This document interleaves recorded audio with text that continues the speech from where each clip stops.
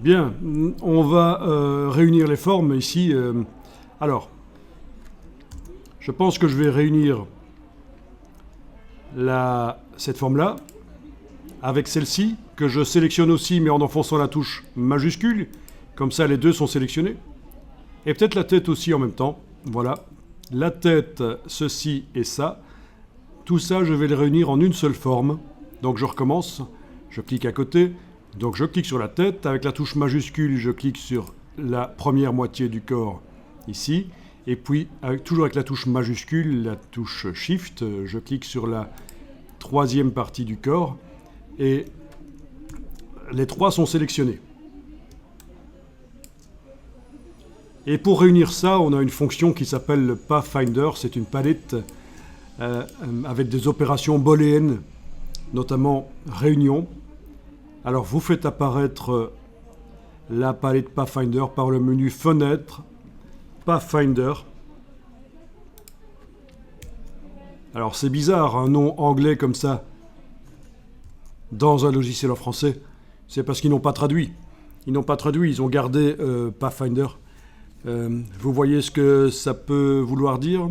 Vous connaissez un Pathfinder?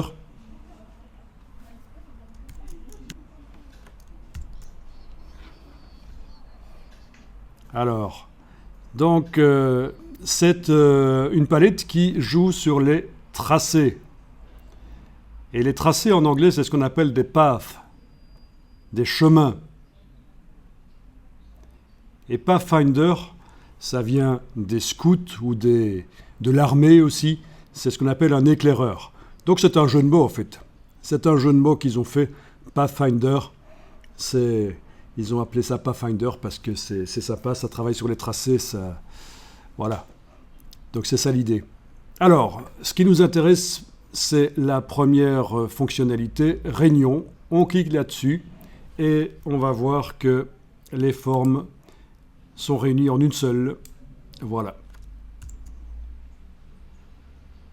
Je vais tout de suite enregistrer sous un nouveau nom parce que je veux garder dans la version 5 qui est déjà enregistrée précédemment, je veux garder les formes séparées au cas où. Et donc tout de suite j'enregistre sous un nouveau nom, 6. Vous voyez l'idée? Je sais que dans la version 5, les trois formes que je viens de réunir ensemble sont séparées.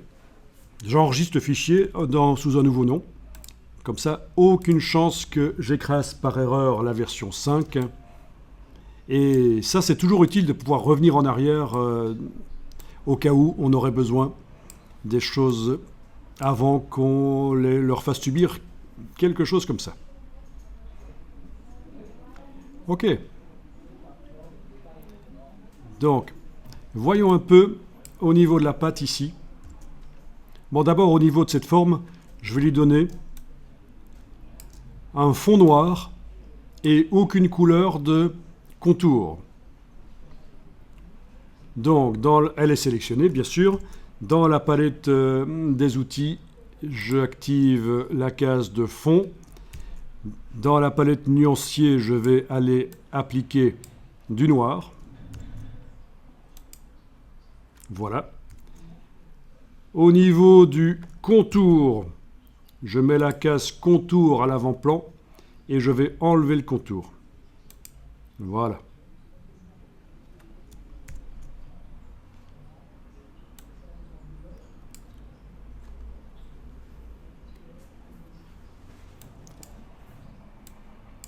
Bien. Je vais sélectionner la patte qui vient devant, là, c'est la patte qui devient devant la silhouette normalement. C'est celle-là.